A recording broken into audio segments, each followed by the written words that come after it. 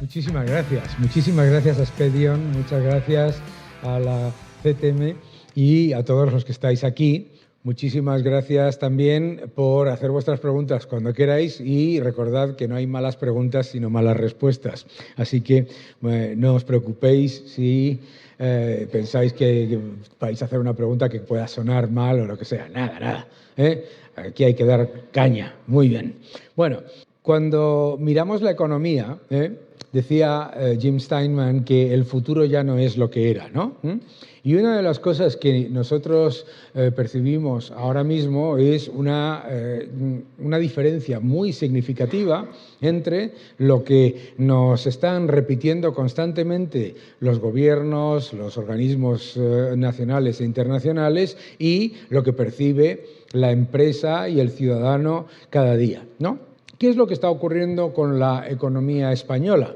Pues la verdad es que no es difícil de analizar, lo podéis ver todos los días, ¿no? En la economía española hemos visto después de la pandemia una explosión del turismo. No solamente es una explosión del turismo en España, sino es una explosión del turismo en todos los países de la Unión Europea. Yo acabo de volver de Eslovaquia y me decían que se había desestacionalizado completamente el turismo. Y eso es una maravilla, está muy bien.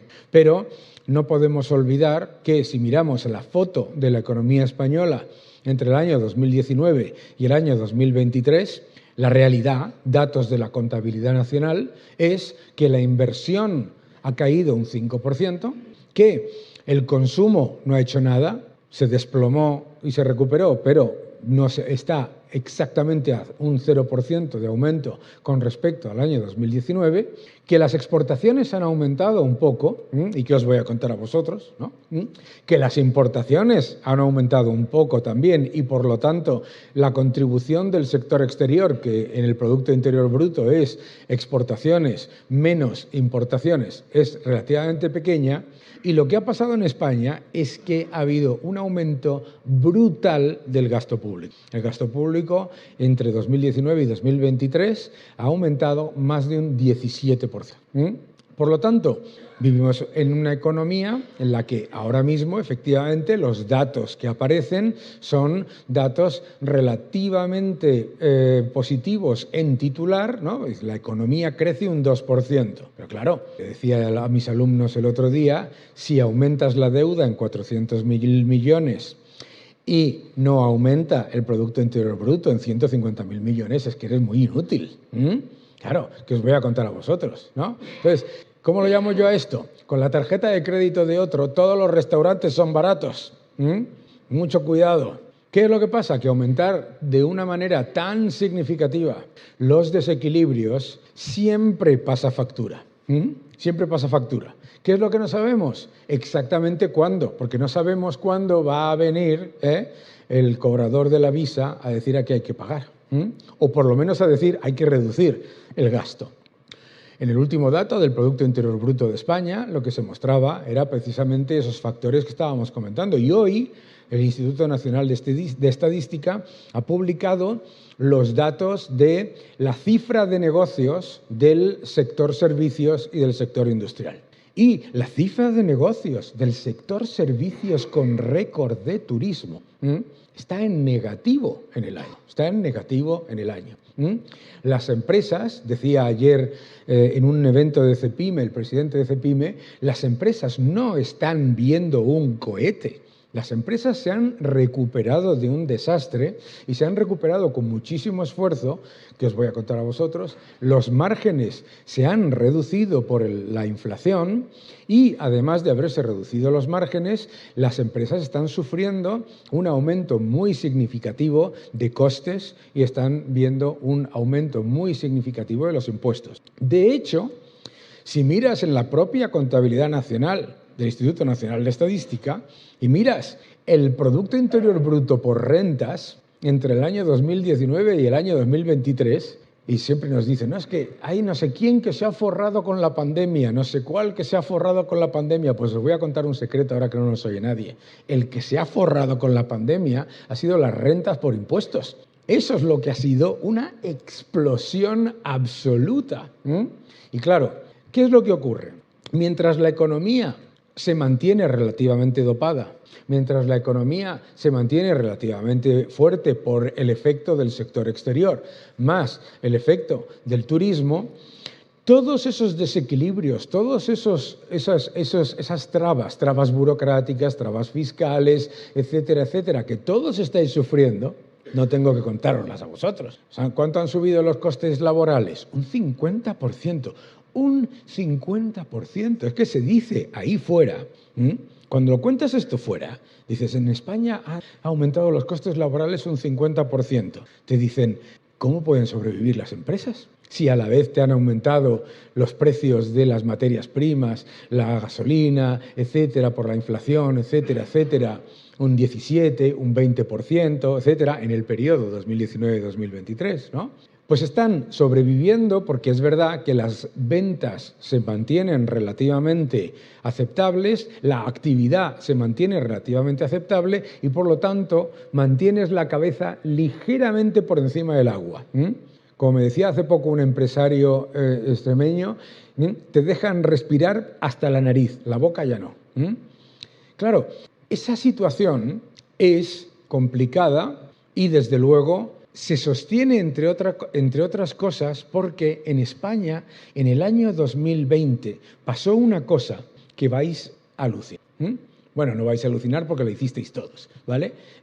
Pero fue en el año 2020, cuando llegó la pandemia, nos dijeron que no nos preocupásemos, que esto iba a ser, y cito, como unas vacaciones. Eso solo lo puede decir un político, claramente, ¿vale?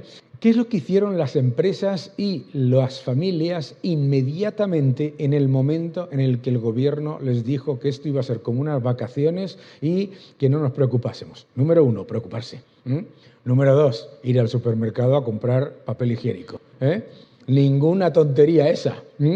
Ninguna tontería esa. ¿Qué es lo primero que piensa un ciudadano cuando dice el gobierno no te preocupes? Al supermercado a por bienes y servicios esenciales, latas de Litoral y papel higiénico. Número 3.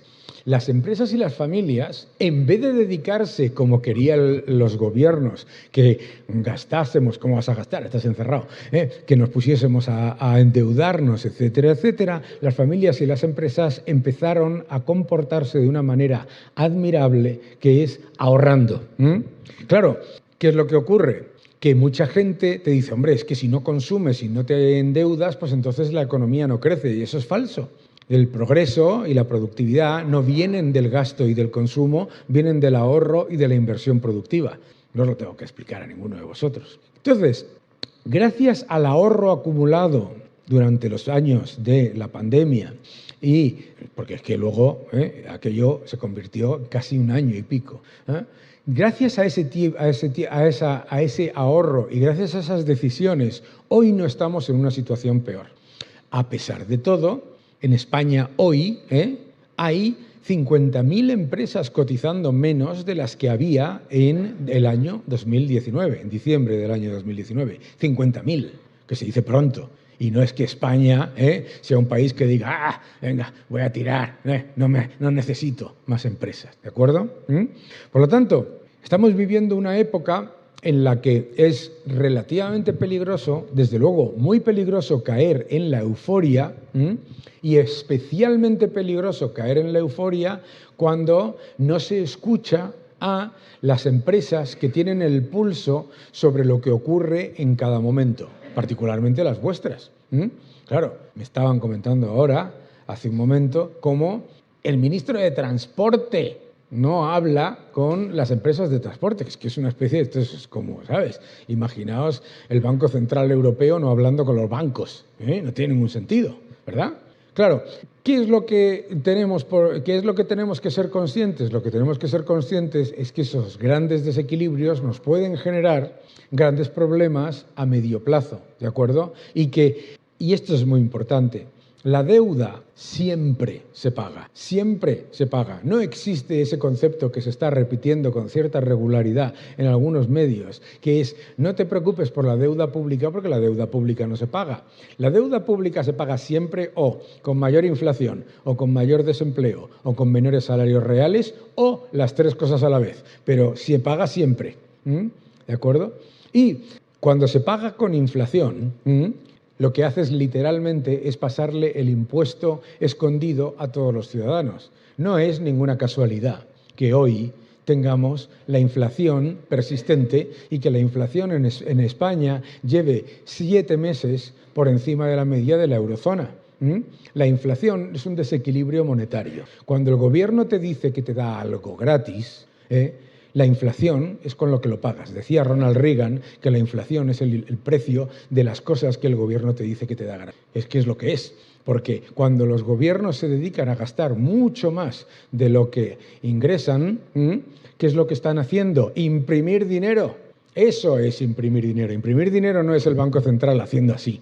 Imprimir dinero son los gobiernos aumentando muchísimo más la cantidad de consumo de nuevas unidades monetarias de las que genera vía ingresos fiscales. Cuanto más tiras de déficit, más o se te dispara la deuda, o se te dispara la inflación, o se te disparan las dos. Y, oh sorpresa, en España tenemos una inflación del 3,3%, eso es el IPC. Pero si yo os digo a vosotros que han subido los precios un 3,3%, me tiráis cosas, así que no lo voy a decir. ¿Y por qué no me tiráis cosas? Porque vosotros habéis visto los costes subir, como decía antes, un 17, un 20, un 25, un 30, un 35, un 40%. La inflación es acumulativa. Cuando te dicen que la inflación ha bajado al 3,3%, significa que ha reducido el ritmo de aumento de los precios. ¿Eso qué es? Si yo engordo 10 kilos un año, engordo 4 kilos el siguiente y engordo 3 kilos el siguiente, no he adelgazado. Eso es. A ver si lo entendemos, ¿no? Porque todavía hay gente por ahí que se cree que cuando le dicen que baja la inflación, bajan los precios, aunque luego, obviamente, no tiene nada más que ir al supermercado a verlo, pero bueno, la gente a veces es que se cree hasta que lo que le dicen, ¿no? Fíjate. Por lo tanto, inflación persistente es un problema monetario. Es un problema monetario y es un problema que, si no se toman medidas para reducir los enormes desequilibrios que están generando los estados para dopar la economía, vamos a mantener ese nivel de inflación. ¿Quién de aquí vivió la peseta? Unos cuantos, no me engañéis, levantad la mano. Aquí hay mayoría, de mi época, muy bien. Todos aquí hemos vivido la estanflación. Todos aquí pues no todos, los que no habéis levantado la mano, te veo a ti muy joven, dices, no sabe ni lo que es la peseta, le suena como Spandau Ballet. Nada. La peseta era la demostración empírica de por qué la inflación es un efecto monetario. Nosotros teníamos una inflación muchísimo más elevada con nuestra moneda que cualquiera de nuestros socios comerciales en el resto del mundo. La inflación en Alemania era la mitad o un tercio de la nuestra. Todos lo hemos vivido y eso es porque teníamos una moneda que era cada vez menos valiosa, ¿vale? De acuerdo. Los precios no suben. Lo que baja es el poder adquisitivo de la moneda. Una vez que hemos establecido eso, sabemos que la inflación es un impuesto escondido. Por lo tanto, si te suben los impuestos y además te sube la inflación, te están robando por dos lados, ¿vale? Bien, por lo tanto, la próxima vez que escuchéis a algún economista decir que hay que tener una inflación moderada, y la segunda, la siguiente que os digan que la razón por la que tenemos déficit es porque no se han subido suficiente los impuestos, no es cierto. Porque se han disparado los ingresos por impuestos y no solamente no se ha reducido el déficit, que no es reducir la deuda, reducir el déficit es reducir el ritmo al que aumentas la deuda, es como la inflación, ¿de acuerdo? Sigues cavando el agujero, ¿de acuerdo? Bien, por lo tanto, tenemos una economía en la que tenemos que tomar medidas urgentes para eliminar el aumento récord de deuda que ya está en 1,6 billones en la cifra oficial que veis en los medios de comunicación. Pero es que la deuda total de las administraciones públicas no son 1,6 billones, son 2 billones de euros, 2 billones de euros. ¿Quién tiene 1 billón de vosotros? Ninguno. Por eso, cuando te digan que se va a reducir la deuda subiéndole los impuestos a los ricos, te están mintiendo. La única manera en la que se reduce la deuda es haciendo más pobres a la clase media. Lo sepáis, subiendo los impuestos. Luego puedes recortar los gastos. Probabilidad de que se recorten los gastos aquí, con Pedro, Pablo, Vilma y Betty, difícil. Bien. Por lo tanto, ¿qué es lo que tenemos que ser conscientes? Que, uno, tenemos un entorno macroeconómico en el que todavía nos estamos beneficiando de un mundo que va mucho mejor que España. Maravilloso. Por eso tenemos mayores exportaciones, por eso tenemos mejores importaciones, etc. Buenísimo para vuestro sector.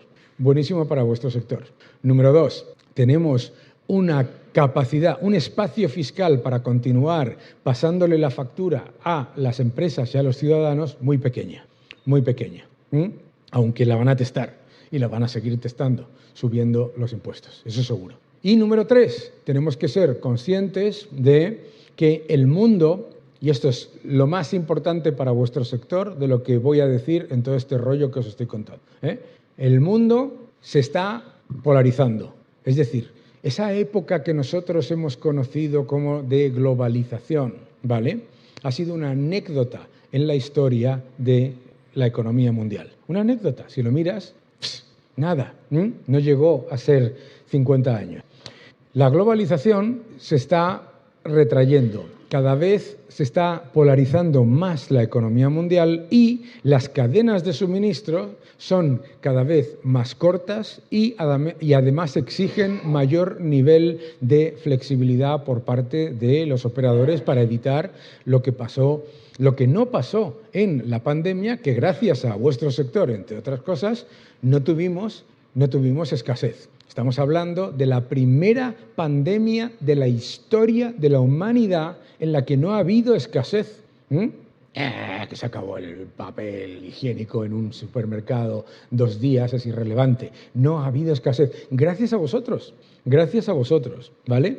Cuando tienes un gobierno que gasta mucho más de lo que ingresa y además un gobierno que considera que todo lo que ganas es demasiado y que todo lo que ellos gastan es poco, lo que es una maravilla para ese gobierno es un sector atomizado y lleno de empresas familiares y autónomos como es el vuestro. ¿Por qué? Porque puede, porque tiene muy poca capacidad de lobby, muy poca, la verdad, seamos conscientes. Por eso es tan importante recordar vuestro poder en un entorno en el que vamos a necesitar cadenas de suministro muchísimo más restringidas y vamos a necesitar ser muchísimo más flexibles. Además, tenemos un reto muy importante en España. En España, el sector primario, la agricultura, la ganadería, el transporte, el sector de la alimentación, etcétera, son absolutamente claves. Pero tenemos un gobierno ahora mismo que está controlado por activistas y que está aprovechando la imposición de la Agenda 2030 por parte de Bruselas para venirse arriba y tomárselo como un ejercicio de exageración que pagamos todos los demás. El tema de la Agenda 2030, me dice mucha gente, el problema de todo es la Agenda 2030. Digo, no, si os la leéis, son 17 objetivos que son como de estas cosas que había en los colegios cuando entrabas, ¿no? en los parvularios. Ser más felices, acabar con la pobreza, bla, bla, es todo de niños, ¿no? 17 objetivos, perfecto, que los firmamos todos. El problema no es la Agenda 2030, el problema es tomar esos objetivos para llevar a cabo políticas intervencionistas que no solamente no tienen ningún sentido, sino lo que es peor, sino que además de no tener ningún sentido, generan el resultado contrario al que buscan. Por ejemplo, lo estamos viendo con la decisión de cerrar las centrales nucleares en Alemania y ahora consumen mucho más carbón que nunca, unos cracks. Eso solo se le puede ocurrir a un político. ¿De acuerdo? Por lo tanto, tenemos que ser conscientes de que se están tomando medidas que hacen mucho más complicado al sector atender a esos retos a los que nos enfrentamos. Por eso, empresas como Expedion y tantas otras que he visto ahí antes cuando estabais comiendo, sois esenciales para poner la tecnología al servicio de un sector que es esencial para la economía, que va a ser todavía más esencial para la economía y que, sin embargo, como pasa con el aire o con el agua, los gobiernos dan por hecho. Los gobiernos dan por garantizado que ante un problema vosotros vais a responder maravillosamente como habéis hecho siempre, porque lo hicisteis durante la pandemia, claro. Entonces dicen, bueno, nosotros vamos a poner más trabas burocráticas, más trabas fiscales y más dificultades, no pasa nada, ya se solucionará porque siempre se ha solucionado. Bien, pues yo creo que tenemos ese reto y ese reto es importante. Y ese reto es importante porque yo acabo de venir de la India, he estado en China, he estado en toda Europa del Este, etcétera, y claro, hombre, no nos podemos contentar con la idea de competir siempre con un brazo y una pierna tapados. No podemos estar con los brazos y las piernas atados porque así no se compite.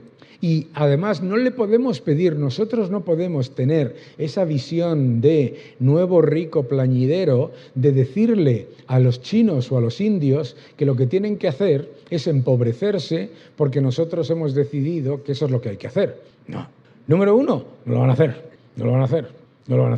Y número dos, aunque lo hicieran, sería extremadamente contraproducente para nosotros. ¿Por qué? Porque, claro, íbamos a exportar ¿a quién? A su tía.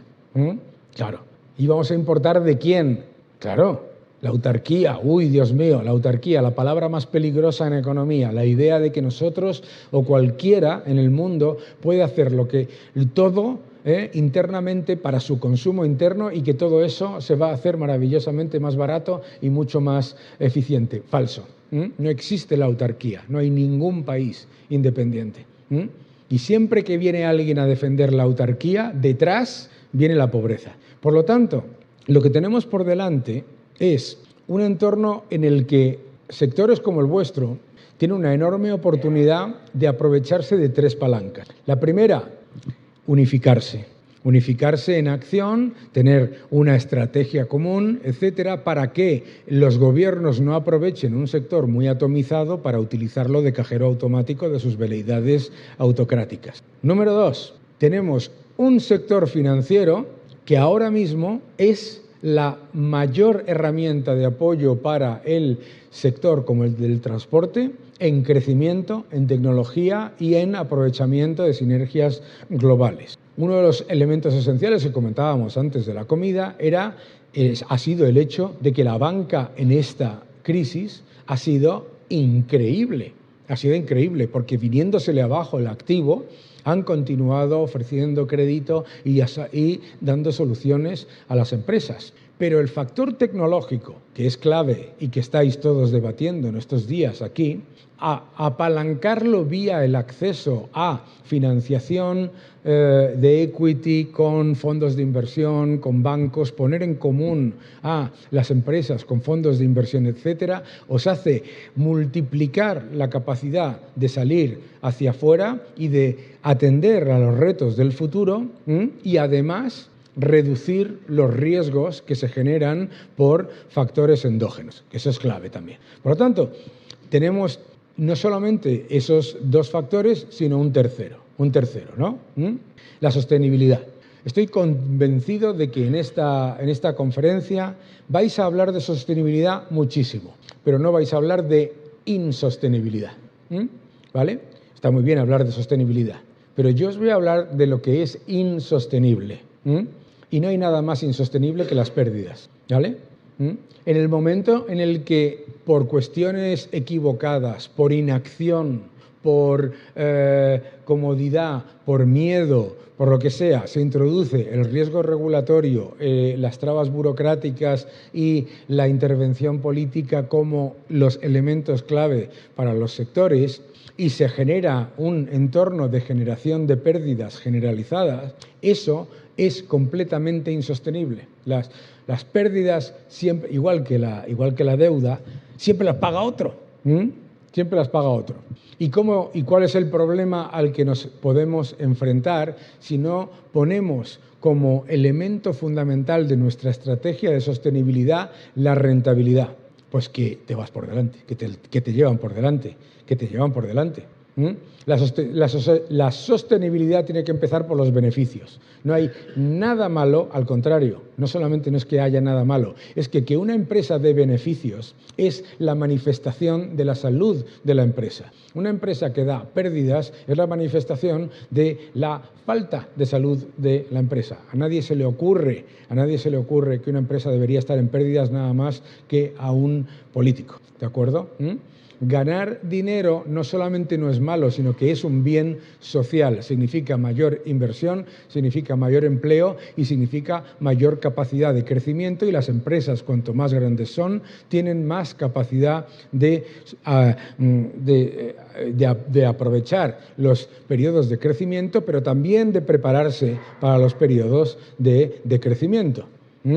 Esa deificación de que las empresas tienen que ser pequeñas es una ridiculez, pero ya encima decir que las empresas tienen que ser pequeñas y además no ganar dinero ya es una bomba de relojería. Por lo tanto, sostenibilidad competitiva, sostenibilidad sabiendo que tenemos una enorme cantidad de ventajas. Vale, bien, yo he hablado de las cosas que no van tan bien en España, ahora voy a hablar de las cosas que van bien. Número 1, ¿vale? Muy bien. ¿Qué es lo que va bien en España? Que tenemos todo lo que necesita el mundo y lo podemos hacer bien, y hemos demostrado que lo hacemos mejor en los periodos en los que nos dejan, ¿no? Número 2, no solamente tenemos todo lo que necesita el mundo, sino que además tenemos por primera vez en la historia la maravillosa oportunidad de que no teníamos todos los que habéis levantado la mano y yo cuando estábamos con la peseta, de tener una moneda, el euro, que nos permite que aquí venga capital de todo el mundo sin pensar que esto es una república bananera, por decir un término que todos conozcáis. Número 3. También es muy importante entender que todos los que habéis sobrevivido a la pandemia y estáis haciéndolo bien y estáis mejorando y estáis creciendo, lo que ya habéis demostrado es una capacidad de gestión absolutamente espectacular. Es decir, que lo primero que hay que hacer es ponerse la medalla. ¿Vale? Muy bien. Por lo tanto, oye, ¿cómo vamos de tiempo? Que luego me decís, vamos bien. Ah, vale. Tú, se abre una trampilla aquí, ¿sabes? Y caigo. Si me paso, me lo dices. Por lo tanto, para mí lo que es clave es no caer en la euforia. Estoy convencido que ninguno de vosotros lo ha hecho. Caer en la euforia solamente puede caer alguien que no haya sufrido todos los retos que han pasado en los últimos años. Tampoco caer en la distopia. Veréis, cuando analizamos la economía, todos los seres humanos cometemos 3 errores. 3. El primero se llama nostalgia. En mi época sí que se vivía bien. Mentira. Mocedades, modern talking, un horror. Vale. El segundo se llama presentismo, ¿vale? Que es exagerar lo que está pasando ahora como si fuese lo más importante de la historia, ¿no? No, ¿de acuerdo? Es otro momento como cualquier otro, ¿no? Y el tercero, que es el peligroso, se llama distopia. Vamos a morir todos. Se va a acabar el agua, se va a acabar el mundo, se va a acabar el no sé qué. Mirad, si vosotros buscáis las conclusiones del Club de Roma, que decía en el año 1985, se juntaron todos los mayores premios Nobel y dijeron qué era lo que iba a pasar. Bueno, dijeron todos que hace 24 años nos hemos quedado sin carbón, sin petróleo, sin agua y sin trabajo. ¿Vale? Así que las estimaciones a futuro no dejan de ser estimaciones, pero cuando son a muy futuro, la probabilidad de equivocarte es del 100%. Bien, una vez que sabemos todo eso, ¿vale? Lo que tenemos que hacer es tomar decisiones que nos permitan ser lo más flexibles, lo más rápidamente posible, ante eventos que van a ser, obviamente, difíciles de predecir. No me dicen, no, nadie predijo la pandemia. ¿Cómo vas a predecir una pandemia? ¿No? ¿Sabes? ¿No? Los cisnes negros. Un cisne negro es un cisne negro porque no lo puedes predecir. Si no, no sería un cisne negro. ¿De acuerdo?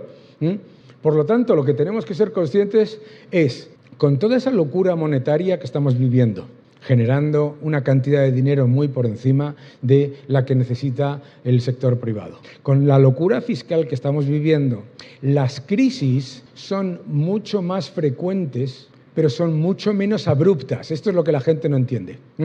La gente dice, ¿cuándo va a venir una crisis? No lo sé, sé que va a venir, Lo que sé también es que durará mucho menos. Si yo os hago una pregunta ahora a cualquiera de vosotros, os preguntaría, ¿cuántas crisis financieras habéis vivido? Y probablemente me diríais 3, 4, sin saber que habéis vivido 11 o 12. ¿Por qué? Porque son cada vez más cortas y cada vez menos dañinas. El sistema financiero se adapta mucho más rápidamente, los impactos son completamente diferentes, por lo tanto, la próxima crisis no va a ser como la del 2008, ni tampoco como la del 2020. La próxima crisis va a ser una crisis de estancamiento, es decir, no es que vayas a generar una caída brutal, sino que vas lentamente, ¿de acuerdo? Bien, pues lo que tenemos que estar simplemente es, fijaos qué curioso, a mí siempre me dicen, esto lo habéis escuchado todos, Daniel Lacalle es un agorero, es un agorero, se ha equivocado porque vamos mejor que nunca. Bueno, primero, no vamos mejor que nunca y segundo, hombre, claro, con la tarjeta de crédito de otro, todos, si multiplicas la deuda por 3, obviamente, el Producto Interior Bruto crece. Pero no me importa, fijaos, la razón por la que hay que tener una visión relativamente cautelosa y prudente de la economía siempre es la siguiente. Si yo no tengo razón y te has preparado para las cosas que hemos dicho antes de venir aquí y las cosas que estoy comentando ahora, te va a ir mejor. Si va la economía muy bien, si todo eso, te va a ir mejor, ¿vale? Si yo no tengo razón y te has preparado para que todo vaya bien, te va a ir exactamente igual que al resto de la gente. Pero si yo tengo razón y te has preparado para que todo vaya muy bien, entonces es cuando pasa lo que pasó en el año 2008. ¿Entendéis?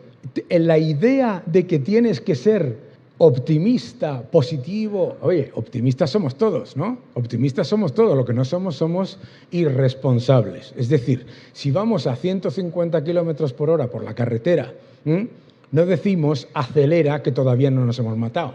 Decimos, vamos a frenar un poquito, que nos hemos venido arriba y nos van a quitar los puntos, ¿no?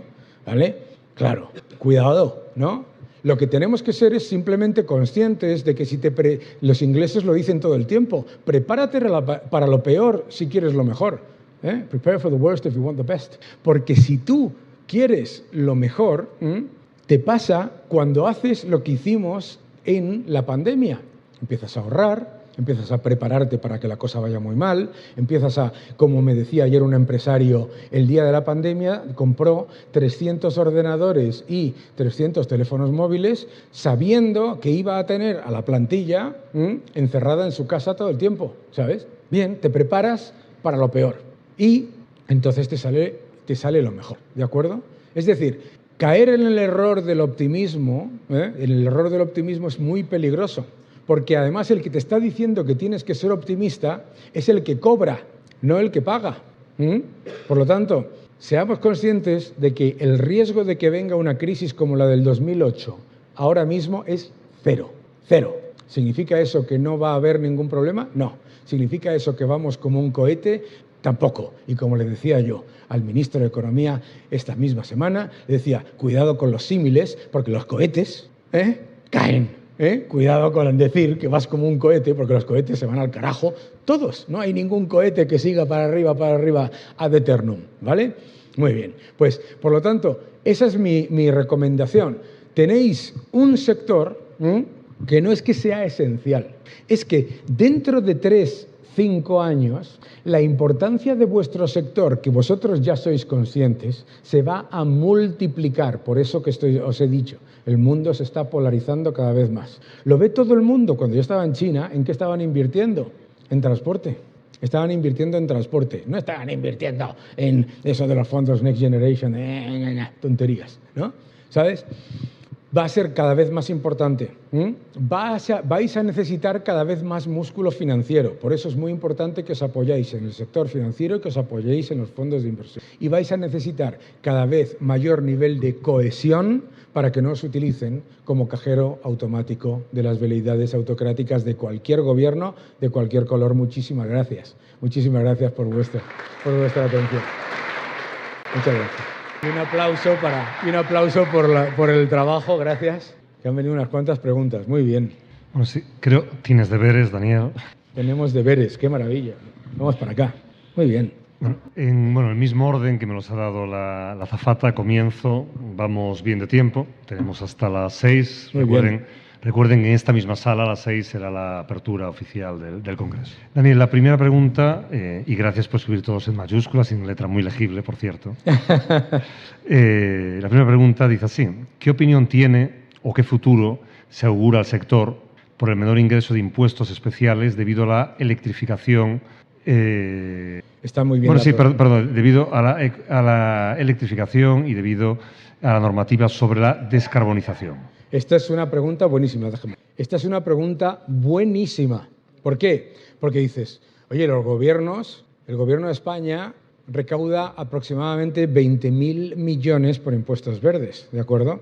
El gobierno de España recauda por gasolina, gasóleo y gas natural una burrada. ¿Cuáles son los impuestos a la gasolina y al gasóleo? El 55, 60, 60%. Si le incluyes el impuesto al CO2, alrededor del 63%.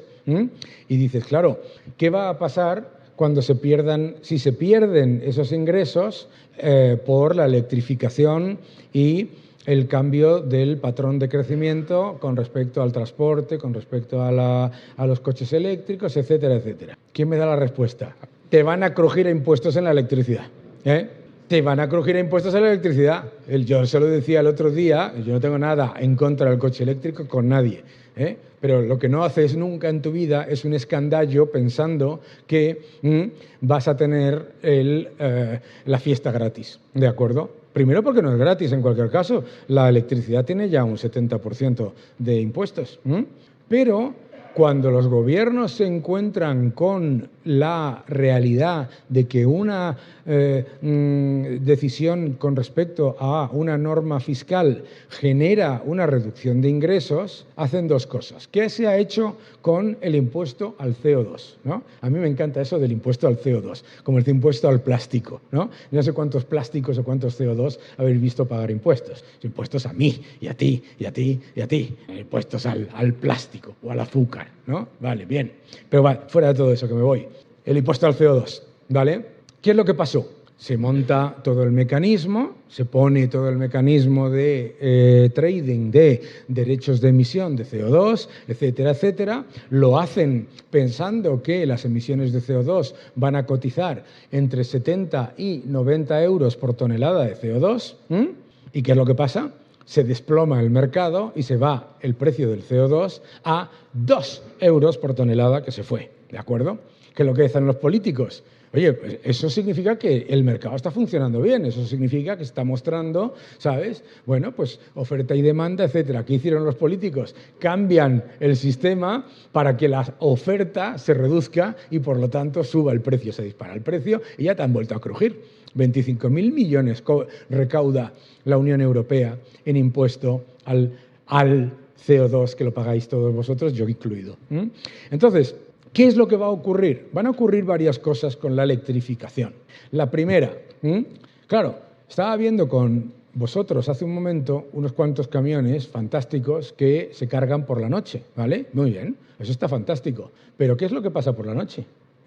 Que no hay sol, ¿no? Entonces, si tú cierras las plantas nucleares, que es lo que están haciendo, y además no hay sol por la noche, y además, en vez de tener unos cuantos camiones eléctricos y unos cuantos coches eléctricos, tenemos todos coche eléctrico, ¿qué es lo que pasa cuando lo cargas? Que no lo cargas, que se va a la red, que no tenemos red para electrificar el sistema, que no tenemos red para electrificar el sistema. Por lo tanto, número uno, el gasto en transmisión que vamos a tener que hacer para llevar a cabo ese proceso que dice la persona de la pregunta va a ser brutal y eso va directo a la factura eléctrica, ¿ok? Brutal. En España estamos hablando de alrededor de 150, 180.000 millones de euros, no es poco, Transmisión y distribución, ¿vale? Si no, segundo, en algún momento tendremos algún ministro de Industria y Energía que sepa la diferencia entre energías que son volátiles intermitentes, el sol y el viento, y energías de base. Si no tienes energía de base, me da exactamente igual que te hayas gastado todo lo que te dé la gana en transmisión, porque le vas a dar así, ¡quin!, al interruptor y no sale la luz.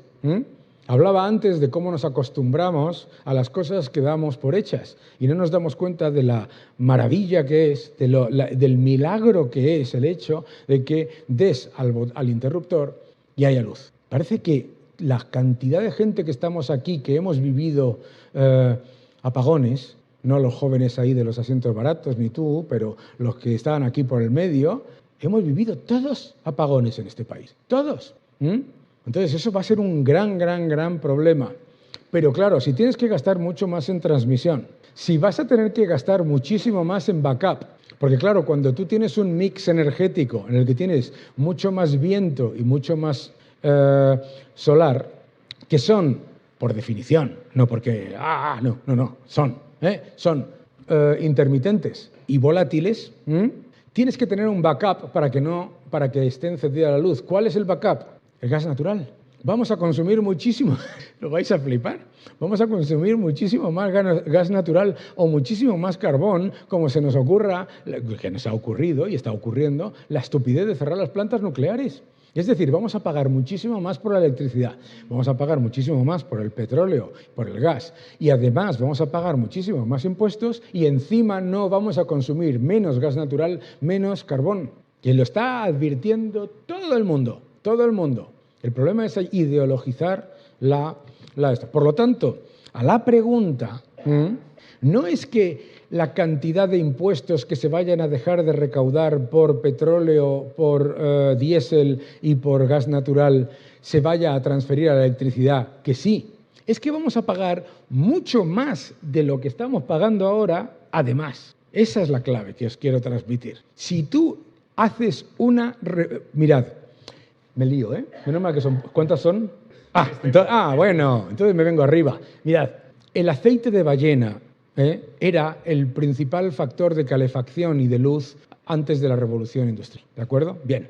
Al aceite de ballena no lo sustituyó el petróleo porque los gobernantes le tuvieran mucho cariño a las ballenas o porque fueran muy ecológicos, sino porque era mucho más barato de producir, mucho más fácil de almacenar y muchísimo más eficiente en términos caloríficos. La decisión de hacer una revolución de cambio tecnológico sin que se haya generado el cambio tecnológico es una locura. ¿Por qué? Porque además, en esta pregunta falta otra cosa, que es todo el cobre que hay que minar para conseguir esa descarbonización. Toda la cantidad de litio que hay que minar, eso hay que minarlo, eso es exactamente igual que producir petróleo. O sea, qué mal van las petroleras y el litio es exactamente lo mismo, ¿entiendes? Vamos a tener que multiplicar por 60 el número de minas de cobre, 60, 6-0, que existen hoy en día, minas de cobre. Vamos a tener que multiplicar por 100 el número de minas de litio que tenemos hoy. Vamos a tener que multiplicar, ya no sale, no voy a decir ni el número, las tierras raras. ¿Y qué es lo que pasa con todo eso? Uno, que nosotros, en Europa, no lo tenemos. Vamos a pasar de depender de Rusia a depender de China, que solo se nos ocurre a nosotros. Yo acabo de volver de China, como os comentaba. ¿Están encantados? ¿Están encantados? Dicen, les vamos a vender las tierras raras, el litio, todo.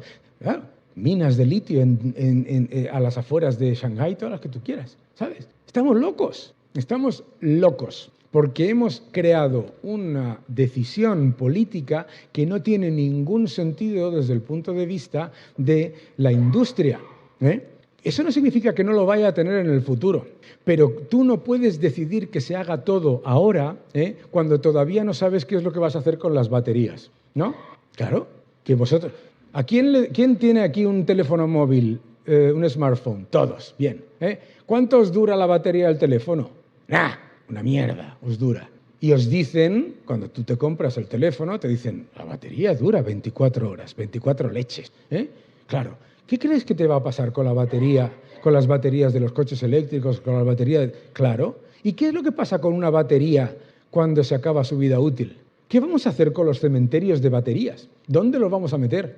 Vamos a hacer una salvajada medioambiental con la bandera medioambiental que no tiene ningún sentido. Y encima vamos a pagar lo que no tiene ni nombre. Y mientras tanto, en Estados Unidos y en China se están rompiendo la caja de risa al escuchar las cosas que vienen de la Unión Europea. Y lo siento mucho por decirlo de esa manera. Así que vas a pagar mucho más. Quien me ha hecho la pregunta, vamos a pagar mucho más. Y encima todavía nos vamos a encontrar con un apagón. Quedan dos. Gracias, Daniel. Y por cierto, la pregunta la hizo Javier Torres de FEAT.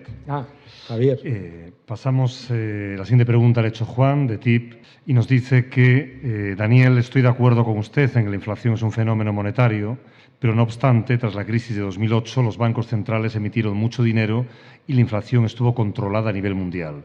¿Cómo se puede explicar esto? Oye, qué preguntazas me están haciendo. Menos mal que ha acabado pronto. A ver, en el año 2008 no se imprimió dinero como locos, como nos están diciendo. ¿Por qué?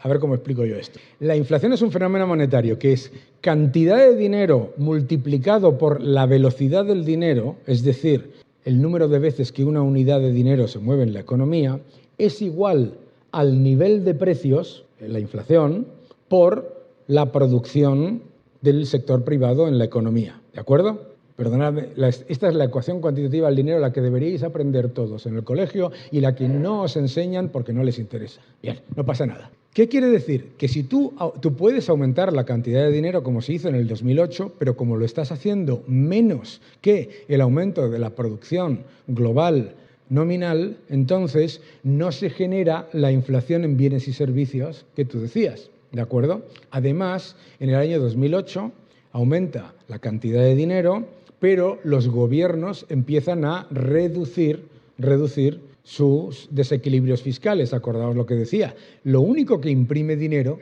es el déficit estatal, ¿de acuerdo? Bien. Entonces, ¿qué es lo que pasó en el año 2008? En el año 2008 no se generaba una enorme inflación en los precios de las cosas que compráis cada día, pero se generó no una enorme inflación, se generó la madre de todas las inflaciones, ¿dónde? ¿Dónde está mi amigo el banquero? Aquí. ¿Dónde se generó una enorme inflación como la madre que nos trajo? En los activos financieros. Se dispararon los activos financieros. La inflación no se crea donde tú crees que va a ir, sino donde va el exceso de cantidad de dinero.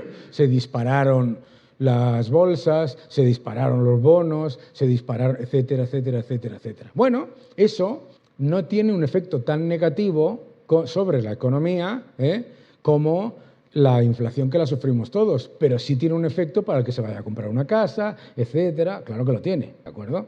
La gente dice, a mí me gusta eso de que se imprima dinero y que se bajen los tipos de interés. Y luego dice, no me puedo comprar una casa. Mi primera hipoteca me la dieron al 13%. Eso indica dos cosas. Uno, la edad que tengo, ¿vale? La otra, la inflación que había, ¿vale? Claro. Ahora te dicen, no, hombre, por favor, una hipoteca 3,5, ¿no? ¿Estarán 3,5? ¿Están? 3 y pico por ahí. 3,5, un chollo, mis respetos, ¿vale? 3,5%. Claro, ¿cuánto te cuesta la casa? ¿Entiendes? La inflación de activos financieros es también inflación.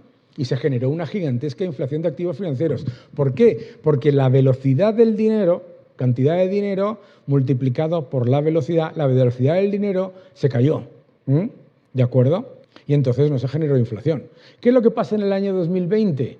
Las autoridades monetarias no son tontos. Dicen, hombre, no vamos a hacer como el año 2008, en el que la velocidad del dinero bajó, la cantidad de dinero aumentó y no sé. Entonces, eso le llaman el mecanismo de transmisión de la política monetaria. Me estoy yendo para arriba, un poco técnico, me calláis.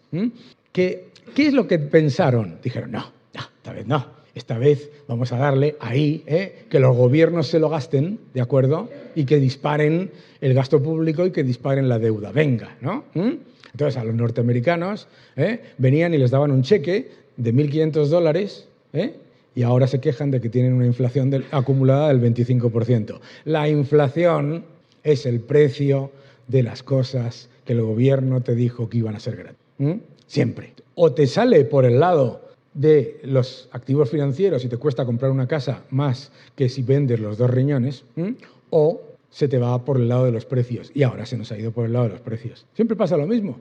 Y es la historia de toda la vida. Y la historia de toda la vida de la gente que está en el lado del que emite el dinero es decirte que lo que yo te acabo de decir esta vez es diferente. Y las 3 frases más peligrosas en economía son: esta vez es diferente, no se hizo suficiente y repetir.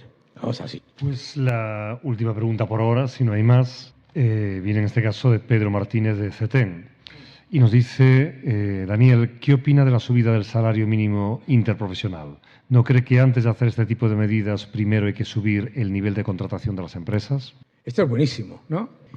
Lo del salario mínimo interprofesional es una de las cosas más fascinantes que existe en la economía, que es cómo venderle a la gente un arancel de manera que creas que es algo bueno. Bueno, también se le vende a la gente que los aranceles son buenos y la gente se lo cree. Le vamos a poner un arancel a los productos chinos. ¿Qué va a pasar? Que vas a pagar más por los productos chinos. Gracias. Enhorabuena. ¿De acuerdo?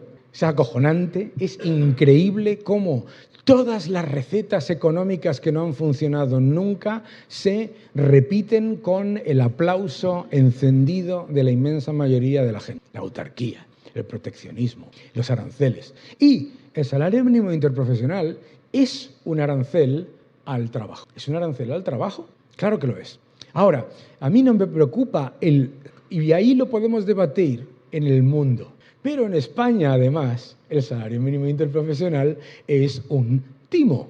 Es el mayor timo que te puede hacer el gobierno, que es decirte, perdona que te use de ejemplo, te voy a subir el salario a ti, y al subirte el salario a ti y subir el salario mínimo interprofesional, subo las bases mínimas de cotización y con ello te crujo impuestos a todos los demás. Sotontos. Entonces, resulta que una medida que le afecta a un porcentaje muy pequeño, al que encima no le subes el salario mínimo tampoco, porque luego le estás crujiendo vía inflación, etcétera, lo que es, literalmente, es una medida recaudatoria para subir las bases mínimas de cotización y, por lo tanto, los impuestos que pagáis todos son mucho mayores en vuestra nómina, ¿no?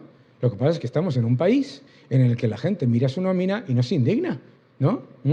Cuando yo trabajaba en Estados Unidos, nos pagaban el salario bruto maravilloso, precioso, y entonces, en el mismo día, antes de las 12, ¿sabes?, veías desaparecer tu salario, y te empezabas a enfadar. Pero no te enfadabas con tu jefe, te enfadabas con Medicare, la Seguridad Social, te enfadabas con el gobierno, ¿entiendes? Es alucinante, es alucinante.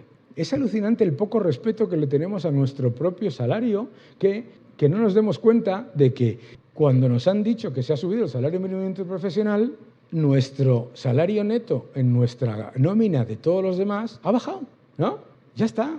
Entonces, a mí me importa un carajo el debate económico. ¿Por qué, además? Porque un montón de gente te dice, pero es que, claro, Daniel, con 1.000 euros no se puede vivir. ¿Dónde? Depende. ¿No? ¿Cómo que no se puede vivir? No lo sé, depende. Pero lo más importante es que los salarios no se dictan porque los costes sean X. Los salarios son el pago de la productividad marginal del trabajo.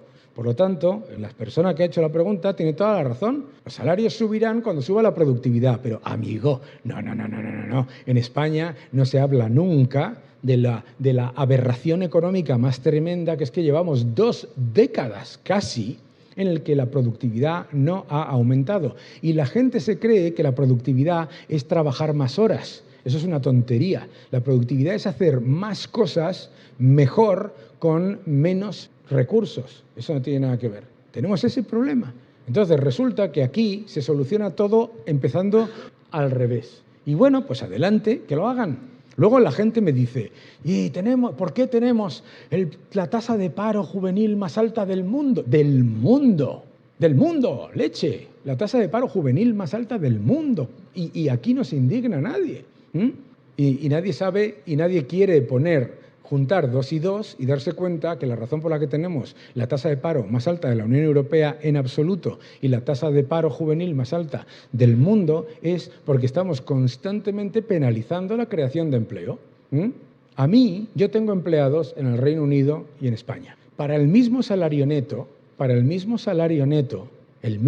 a mí, empleador, me cuesta un 22% más un trabajador en España. ¿Cuántos contrato aquí? ¿Cuántos contrato allí? ¿Cuál es el paro en el Reino Unido? Un 3%.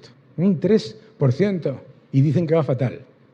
Un 3%. El otro día estaba leyendo en el Daily Telegraph que estaban los ingleses enfadadísimos porque cuando pierdes un trabajo ha aumentado el periodo medio de encontrar el siguiente de 7 a 10 días. casi se me van las lágrimas al suelo. Digo, yo soy tonto porque soy español. Claro, cuando yo monté mi empresa en el Reino Unido, hablé con mi asesor fiscal y le pregunté que cuáles eran los impuestos que tenía que pagar por la creación de la empresa. Y no me contestó. Y me enfadé porque digo, oye, se llama Samir. Samir, qué cabrón que no me contesta, perdón.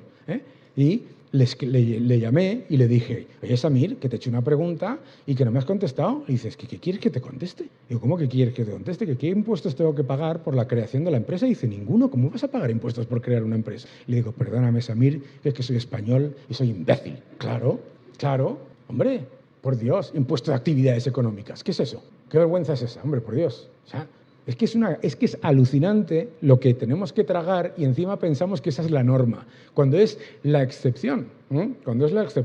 Cuando tenemos una cuña fiscal al trabajo que es del 40,9%, datos de la OCDE, 40,9%. Y luego la gente te dice, es que no cobro suficiente. Las culpas a los picapiedra. ¿Faltaba una? ¿Esto era todo? Bueno, pues he sido conciso, corto. No sé si tenéis alguna otra pregunta, algún comentario. Estoy encantado. Me lo estoy pasando fenomenal y me estoy viniendo arriba. No sé si tenéis algún otro comentario. ¿Alguna pregunta más? Estoy feliz de responder. Recordad que no hay malas preguntas, sino malas respuestas. ¿Tú? Pero no hay malas preguntas, solo hay malas respuestas. Esto es súper importante, lo que tú acabas de decir. Porque, claro, la gente te dice, ¿cómo puede tener España la mayor tasa de paro juvenil del mundo y la mayor tasa de paro de toda la Unión Europea, que hemos superado a Grecia, En ese periodo que nos han dicho que estamos en récord de empleo, hemos superado a Grecia, que es que hay que hacerlo mal, No es por nada, ¿vale? Bueno, ¿cómo puedes tener tantísimo paro y a la vez dificultades para cubrir puestos de trabajo en muchas áreas? Bueno, pues se llama la competencia desleal del que roba. Es literalmente eso. ¿Qué es lo que pasa? Y además no es una anomalía, es súper típico de los países que tienen un altísimo nivel de paro, ¿vale? Que tampoco son tantos, Ojo. No te creas que hay muchos paros, no te creas, porque la gente me dice, bueno, es que hay muchos países que tienen mucho paro. Tasa de paro de doble dígito, no la hay en la OCDE, solamente Ucrania que está en guerra, pobrecillos, ¿no? Por lo tanto, y menos que la española, es importante también recordar, ¿vale? Entonces, ¿qué es lo que pasa? Lo que pasa es muy sencillo. Si a ti te está ofreciendo el sector público con dinero del sector privado un puesto de trabajo en algo en lo que no tienes que trabajar o que tienes que trabajar muy poco, aunque sea menos de lo que paga el sector privado, como tienes que trabajar poco y lo mismo además vas a trabajar todavía menos, etcétera, entonces rentabilidad versus riesgo, resulta que tú prefieres un sueldo de 1.200 euros, fíjate, te dicen que no se puede vivir con 1.200 euros y aceptas un salario de 1.200 euros en el sector público porque entras a las 9 y sales a las 3, que en realidad es que entras a las 10 y sales a las 2, más el del café, ¿no? ¿Ves? Entonces lo que estás generando son clientes rehenes, pero estás generando unos clientes rehenes muy peligrosos. ¿Por qué? Porque yo no tengo nada en contra del empleo en el sector público, pero los primeros que deberían estar indignados de que se dispare el sector... Dime, ya lo sé, es que voy para allá. Es que como tardo tiempo en responder, si la culpa no es tuya, la culpa es mía. El sector público, entonces, resulta que está generando una competencia desleal. Adicionalmente, para un sector como el tuyo, ¿vale?, resulta que los salarios son bastante superiores a la media en cada una de las regiones, pero las exigencias de tiempo y de compromiso son mayores. Pero no te están dejando ni que aumente la productividad, no te están dejando que aumente esa. Es decir, tú no puedes pagar más salarios, pero tienes una competencia desleal por un lado y por el otro lado, aunque tengas un salario superior, el compromiso que exige ese puesto de trabajo es mayor y mucha gente simplemente prefiere no hacerlo. ¿De acuerdo? ¿Y por qué prefiere no hacerlo? Porque tienes la competencia del otro lado y porque no solamente tienes la competencia del otro lado, sino que tienes un desincentivo a aceptar un puesto de trabajo. Esto lo he vivido yo. Es decir, tienes un montón de gente que si acepta ese puesto de trabajo va a perder toda una serie de ayudas vamos a llamarlo ayudas, tú lo has dicho paguitas, pero yo no he sido, que conste, ¿vale? ¿Qué es lo que pasa entonces? Tampoco es una sorpresa que tienes la mayor tasa de paro, esas dificultades, y luego que tienes también una tasa de economía sumergida altísima, porque estás enviando a la economía con ese asistencialismo que no tiene nada que ver con con dar ayudas a quien realmente lo necesita, que no tengo el más mínimo problema. Con el asistencialismo, lo que estás literalmente es escupir gente hacia la economía sumergida. Los estás obligando a sumergirse, ¿no? Entonces, entra en una situación tan aberrante en el que resulta que todos esos factores confluyen en que ¿dónde se está encontrando ahora una enorme dificultad para encontrar trabajadores? En la agricultura, en la ganadería, en los servicios domésticos, en el transporte, en áreas esenciales, con una política equivocada que además, y esto es lo importante repetir, no es la norma en el mundo, ni en el mundo desarrollado, ni en la Unión Europea, ¿de acuerdo? Entonces, es hasta que lo consigues cambiar, es muy complicado, pero ojo, se cambia. Esto es lo positivo. Esto se cambia. Esto pasó en Grecia. Claro, en Grecia pasó.